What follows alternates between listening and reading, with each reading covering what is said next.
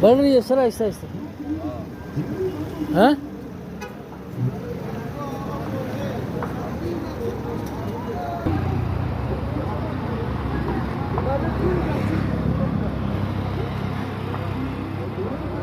शबाश toll Chowrangi के पास है ये, कोई जमजमा बेकरी और इसके आसपास जमजमा न्यू खैबर जो कॉर्नर पर।